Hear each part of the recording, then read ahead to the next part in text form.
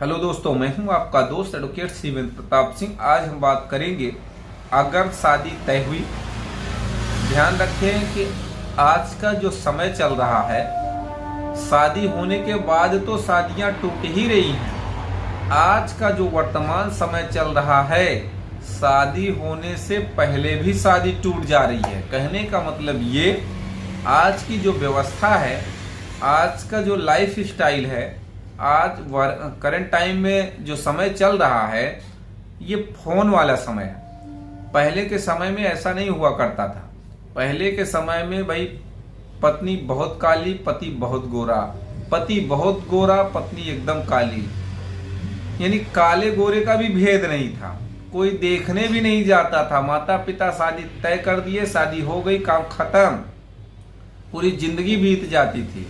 आज का समय क्या है, होटल में जाते हैं, लड़का और लड़की दोनों मिलते भी हैं, बातचीत भी करते हैं, शादी तय हो जाती है, दोनों परिवार एग्री हो जाते हैं, दोनों परिवारों में मेल जोल हो जाता है। उसके बाद भी शादियां टूट जा रही हैं, उसके बाद भी शादियां कोर्ट तक पहुंच रही हैं। इसका क्या मतलब कहा जाए?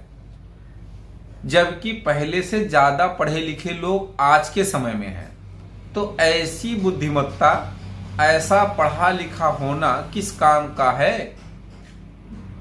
वो लाभ हम आप कहां ले पा रहे हैं? पढ़ाई का जो लाभ होना चाहिए या लेना चाहिए, भाई ज्ञानी का मतलब क्या है? पढ़ाई का मतलब आप होशियार बन रहे हैं। होशियार बनने का क्या मतलब है कि दो लोग ही जब आपस में ना सही से रह पाए, टकरा जाएं, तो इसका क्या मतलब कहें? कितना पढ़ाई लिखाई का योगदान कहें? तो सवाल ये नहीं है। आज का हमारा जो टॉपिक है कि शादी टूट जाए और खतरा बना रहे कि लड़के पर क्या कार्रवाई हो सकती है, इसके बारे में ध्यान रखें कि अगर शादी टूट रही है या टूट गई, तो कभी कभी ये भी देखने को मिलता है कि लड़के पर, लड़के के परिवार वालों पर 498A, 323, 504, 406 IPC व 3/4 DP एक्ट में केस हो जाता है। या उसमें किसी किसी पे तो केवल लड़के पे या उसके माता पिता के सहयोगी में 420 वगैरह, लड़के पे 376 भी लगा दिया जाता है, 376 2N लगा दिया जाता है। तो अगर ऐसी स्थिति आपके साथ आई है या ऐसी स्थिति आने वाली है, तो ध्यान ये रखने की जरूरत है, अगर शादी टूट गई, शादी का कोई लेन देन का मामला था, तो सर्वसम्मति से समझौते के आधार पे कुछ सम्मानित लोगों के बीच गांव घर में, समाज में आपकी पंचायत हुई, वहां लेन देन की जो बात है, लिखा पढ़ी के साथ करें। ध्यान ये रखना है। अगर थाने तक बात पहुंच गई, थाने पर भी अगर मामला सॉर्ट आउट हो रहा है, तो भी लिखा पढ़ी के साथ करें कि भविष्य में किसी प्रकार का कोई लेन देन इनसे नहीं रह गया, या हमारा इनका कोई वास्ता सरोकार नहीं है, अब हमसे इनसे कोई मतलब नहीं है, अब हम न इनके ऊपर कोई कार्रवाई करेंगे, न ये हमारे ऊपर कार्रवाई करेंगे। कहने का मतलब ये है कि एक एक बात लिखा पढ़ी के साथ ही होनी चाहिए। वरना क्या होता है कि भविष्य में आने वाले समय कभी कभी ये होता है, शादी टूट गई, बाद में फिर वही होने लगती है। अब कहने का मतलब, जब शादी एक बार टूट गई, फिर वही दबाव बनाने के लिए भी मुकदमे किए जाते हैं। यहाँ मैं पति फेवर में या पत्नी के फेवर में, लड़के लड़की के फेवर में नहीं हूं।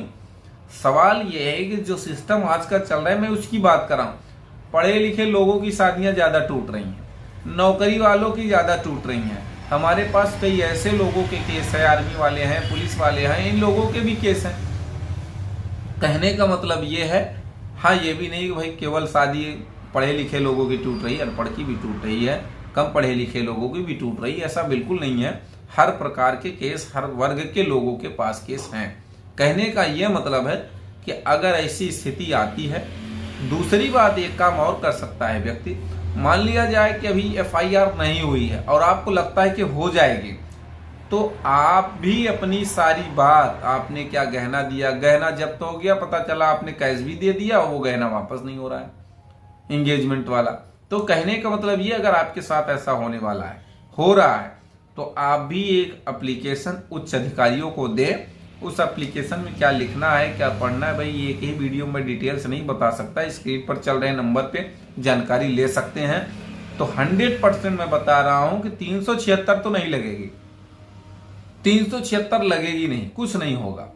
और एक चीज मैं इसमें औरत पक्ष से भी ये कहूंगा कि भाई अगर बात बनती है जमती है तो ठीक है, अगर बात किसी कारण से बिगड़ ही गई, सब खत्म ही हो रहा है, तो भाई 376 का मुकदमा या 498A का कोई मुकदमा करा देने से, समझौता कर लेने से बात बन जाएगी कि मुकदमा करने से?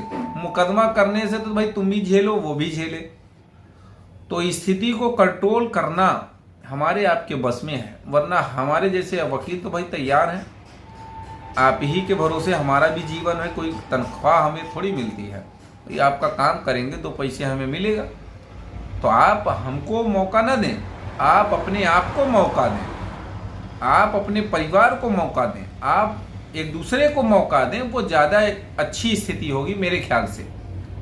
तो आपकी बचत उसमें है। तो उम्मीद करता हूँ, आशा करता हूँ आज का यह वीडियो आपको बेहद पसंद आया होगा। अगर वीडियो पसंद आए तो वीडियो को लाइक करें, शेयर करें, यूट्यूब चैनल को जरूर सब्सक्राइब करें।